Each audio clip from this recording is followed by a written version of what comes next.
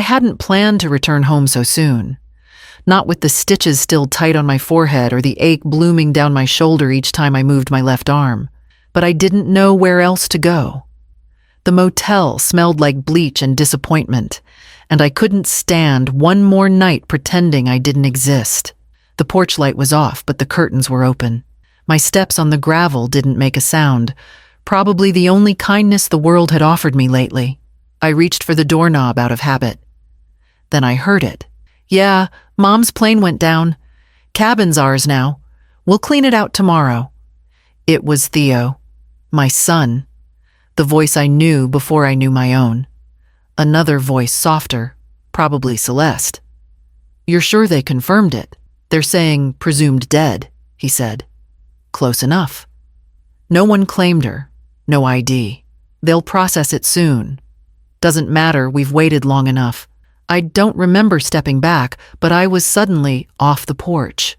Cold air hit my skin through the sweater they'd given me at the hospital. My heart didn't race. It just stopped, settled. There it was. Not grief, not fear, just the quiet certainty that I didn't need to knock. They had already buried me in words, in plans, in relief. I turned and walked down the street. Not fast, just steady, like someone who'd forgotten something and decided it wasn't worth going back for. The stitches pulled when I climbed into the cab, and the driver didn't ask questions. I gave him the name of a small hotel outside town, under my maiden name. Caldwell. No one had called me that in years. Back in the room, I didn't turn on the TV. I just stared at the water stain above the window and let the silence settle around me. I didn't cry. I didn't speak. I only began to remember something I'd filed away long ago, a clause buried deep in the cabin deed, the one Theo never cared to read. I barely slept. The motel pillow was thin, the blanket scratchy, and the hum of the hallway vending machine didn't stop until close to dawn. But it wasn't the noise that kept me awake. It was the house. I pictured it as it had been the photograph of my wedding day on the mantel. The clock Peter fixed with his own hands, ticking softly in the corner. The blue and brown quilt I'd stitched the winter after Theo was born. I imagined Theo folding those things into boxes without looking at them twice, selling them, erasing me like old dust. But not the cabin. No, he couldn't touch that. Not yet. Years ago, when Theo was starting college and the bills came faster than my paychecks, I rewrote the deed. Quietly, carefully. I didn't tell him. He was already treating the cabin like it was a memory, not a place that still breathed. But I knew better. Peter and I had poured every dime into it, and I wasn't about to let it become someone else's shortcut to a better life. The clause was buried in the middle of the document, tucked between standard language. It said, if the named owner is presumed deceased without legal proof within 60 days, all rights revert to the designated trustee. That trustee was me. I had 57 days. I got out of bed and turned on the light. My face in the mirror looked pale, sunken, older than it had 3 weeks ago. But my eyes had something back. I found a notepad from the front desk and wrote down everything I remembered, the clause the last time I updated it, the lawyer's name, the property ID number. I wasn't going to confront Theo. Not yet. Not in anger. Not in grief. This wouldn't be loud. I folded the paper, slipped it into my wallet, and grabbed the motel phone. It was time to call someone who actually knew what the cabin meant and what it was worth. By 7:30 the next morning, I had the hospital papers spread out across the motel desk. On the back of one discharge form, scribbled between medication instructions and follow-up notes, was the number I needed. Marlene Porter, real estate attorney. She handled the cabin paperwork back when Peter was still alive. I hadn't spoken to her in nearly 12 years. When she picked up, her voice hadn't changed, firm, quick, never impatient. "This is Inez Marlowe," I said. "I'm alive. And I need to confirm something." There was a long pause. "Well, that's a sentence you don't hear every day," she said. I explained what little I needed to. No drama. No tears. Just the facts: I'd survived a plane crash, been listed as unidentified, overheard my son celebrating my presumed death, and now suspected he was trying to sell the cabin. She didn't ask how I felt about any of it. She just asked for the document number. 5 minutes later, she confirmed the clause was still active. The cabin was held in trust. No certified death certificate, no release of ownership, no room for interpretation. He'll hit a wall if he tries to sell, she said. But if you wait too long, I won't, I said. Theo wouldn't expect resistance. Why would he? As far as he knew, I was a ghost. And ghosts don't make phone calls to attorneys. I hung up and packed my bag again. The motel wasn't far from the cabin, but it was too close to risk being seen. I found another place near the county line, quieter, and under a name no one would connect to me, Caldwell. I spent the afternoon sitting in the library watching public listings online. And there it was. Cabin with lake view, estate sale. Price reduced for quick offer. He really thought I was gone. That no one would notice. That no one would fight. That night I circled the listing in red and tucked it into a folder with the deed copy. The next morning, I drove up the old dirt road and parked across the street from the cabin. I parked just past the bend in the road under a mess of pine and shadow, angled so I could see the porch without being seen. The cabin stood exactly as I remembered it, except now there was a white sign out front with cheap red letters, "Open House Today." It shouldn't have surprised me, but it did. Around 10, a silver SUV pulled up. A couple stepped out, the kind who probably used words like quaint and rustic while scrolling through listings in the city. She wore heels not built for gravel, and he had a clipboard tucked under his arm like he was buying a fixer-upper to flip. Theo met them at the porch, hair combed back, buttoned down, tucked in. He looked like a real estate agent, but he wasn't licensed. He didn't need to be. He thought it was his. I rolled down the window an inch. "This one's special," I heard him say. "Been in my family for years. My late mother, she adored this place." My throat clenched. He opened the door, waved them inside like a gracious host. I couldn't hear the rest, but I didn't need to. I knew what they were walking into. The chime on the front door Peter had hung crooked. The creak in the third step near the kitchen. The quilt on the guest bed, blue and brown squares, the one I finished during the snowstorm 5 winters ago. It was still there. So was my mug, chipped at the rim, sitting by the sink, like I'd just stepped out to check the mail. I lifted my phone and hit record. The porch, the sign, the couple following him in. 30 seconds of footage. Then I typed a message to Marlene, listing property not legally his, telling buyers I'm dead. Then I attached the video and hit send. Across the street, the couple stepped back onto the porch, nodding politely. Theo laughed at something. I didn't hear it. I just watched as he locked the door behind them. And that night, I started the process of reclaiming what was never his to sell. The paperwork took less than an hour. I sat across from a woman in tortoiseshell glasses who didn't ask why I chose to use my maiden name, Inez Caldwell. It fit now, something about shedding the name everyone else expected to see in the obituary.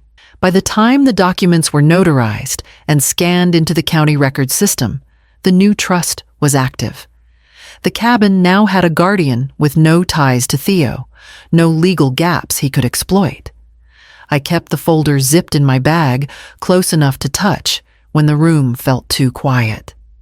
The airline settlement was processed the same week, a private claim under sealed records thanks to Marlene's suggestion and her contact in the liability department. I'd lost nearly everything in that crash, documents, belongings, identity, but they couldn't argue with broken ribs and surgical scars. $18 million. I stared at the number so long it started to look fake. I didn't buy anything.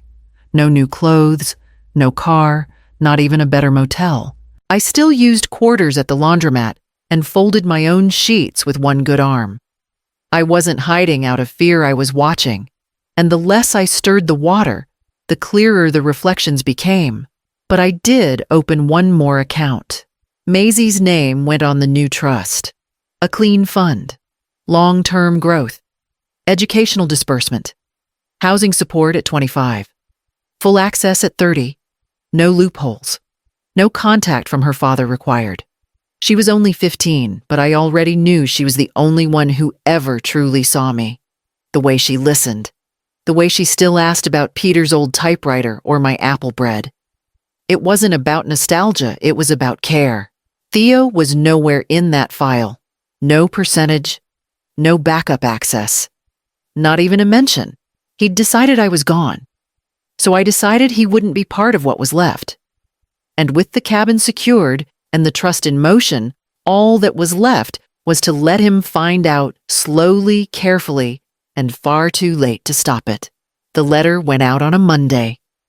Certified with delivery confirmation. I asked Marlene to time it so it would arrive just before the escrow meeting. A cold interruption, stamped and signed. By Tuesday morning, the sale was on hold. Theo must have opened the envelope in the kitchen, maybe still in his slippers. I imagined him frowning, rereading the words 3 or 4 times. Pending investigation into legal ownership. Conflicting reports on status of estate holder.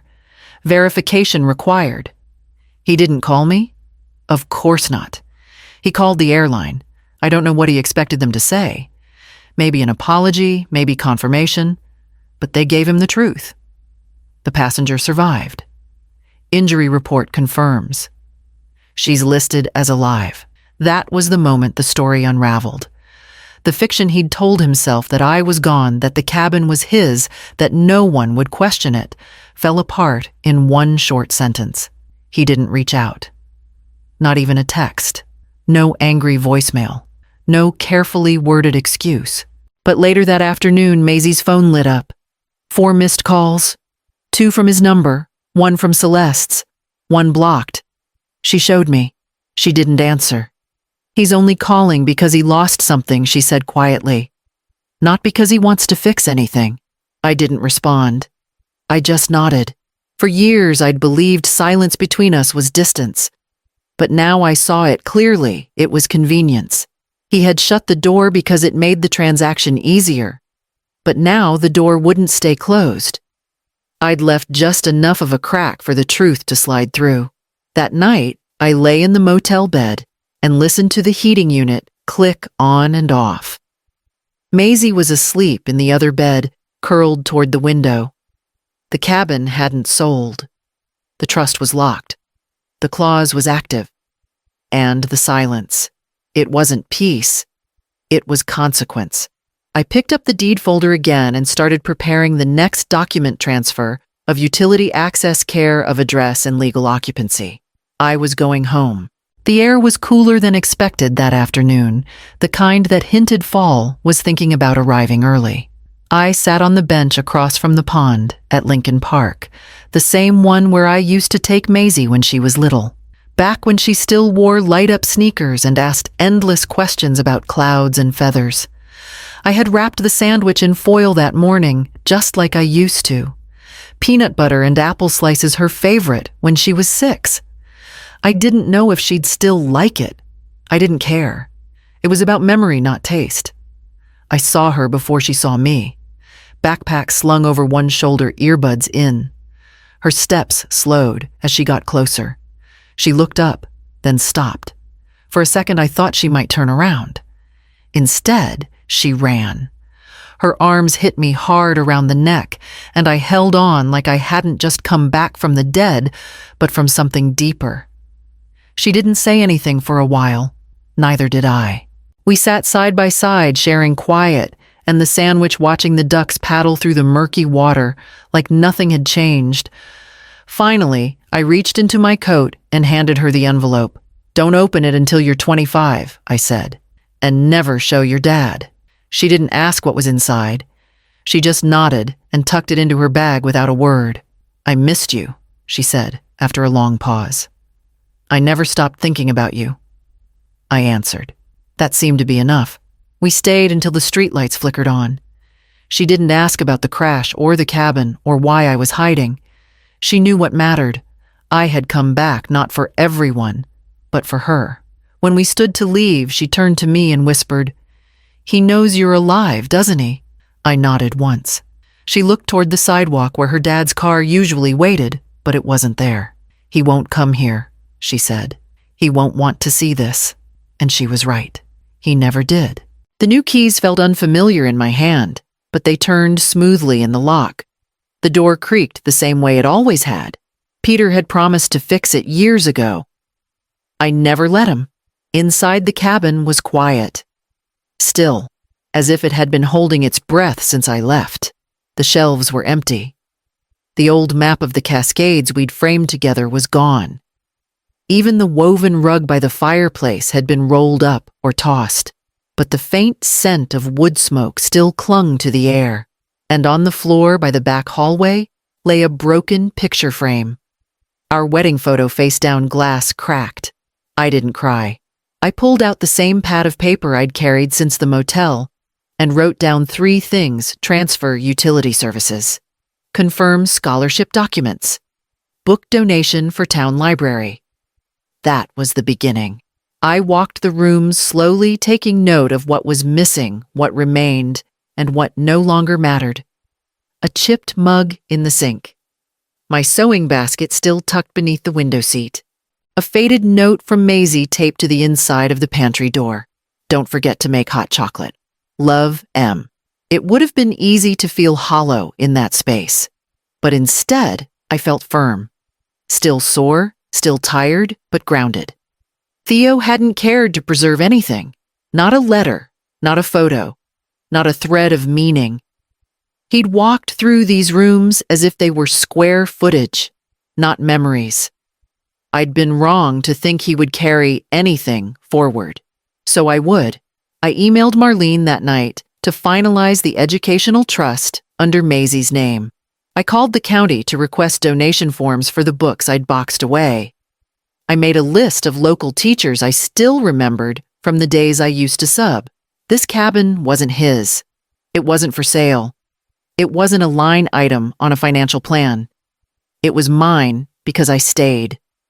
Because I remembered. Because I chose to rebuild even when no one asked me to. And the next morning, someone came to the porch. I heard the car before I saw it. Gravel shifted beneath tires that didn't belong to anyone in the neighborhood. The engine cut. Then silence. I didn't move from the kitchen. From the window, I watched him step out. Theo. He didn't bring flowers. Not a card. Not even the box of my things I knew he'd taken when he thought I was never coming back. He just stood there at the edge of the porch, like the cabin had changed shape without his permission. He didn't knock. He didn't call my name. He looked around, squinting toward the windows, and I saw the flicker of something: recognition, maybe. Or the beginning of regret. He walked to the bench near the door. I'd left the note there that morning. Not for drama. Just truth. I lived, Theo. Just not for you. He read it. Sat down slowly. Stayed there for almost 5 minutes, elbows on his knees, staring at the porch railing like it held answers he hadn't earned. He didn't come inside. He didn't try. When he stood, I saw his jaw tighten. He folded the paper, once tucked it into his pocket, and walked back to the car. No backward glance. No apology. I didn't expect one. The kettle hissed behind me. I turned off the flame, poured hot water into the mug with the cracked handle, and stirred in honey. The tea tasted the same as always. Maybe better. Out the window, the car disappeared around the bend. Dust rose behind it, then settled. I opened the drawer beside the sink, found the list I'd been keeping. His name was the last one still there. I drew a line through it with steady fingers. No anger, just closure. He had said goodbye long ago. He just hadn't realized it then. And that evening, before the light faded, I heard the sound of laughter coming from the woods behind the cabin. The postcard came on a Thursday. No return address, just a single line in Maisie's handwriting. I still have it. I turned it over in my hand, reading the words again like they might change if I blinked. But they didn't. She still had it, the envelope I'd given her on the bench. The promise, the future, the quiet thing we built between us when everything else was burning. I set the card on the windowsill and smiled. Not wide, not triumphant, just soft, like something settling where it was always meant to be. The wind outside pushed the curtain gently against the frame. I opened the stove and struck a match, letting the flame catch the old wood. It took quickly, warming the room the way Peter used to, with just his voice and a second blanket. The cabin creaked with the wind. Not broken, just alive. I walked through the rooms slowly. The corners no longer felt like ghosts waiting to accuse me. They felt like pages written, lived, remembered. Some things are lost. I know that now. Some things are taken before you can even hold them properly. Names, trust, years, but just a few stay because you choose to stay with them. Not out of habit, not out of fear, but because they are yours in the quietest and most unwavering way. Maisie had stayed. In her own way, and that was enough. I sat by the fire, the mug warm in my hands, the quilt pulled over my knees. Outside, the last light filtered through the trees, coloring the windows gold. I didn't need to be remembered by everyone. Just one person was enough. The cabin would stand. The trust was secure. The story mine would hold. And tomorrow, I'd take the first box of books to the library, the ones Peter and I marked years ago with names and dates. Because starting again isn't always about changing everything. Sometimes it's about choosing what never changed in the first place.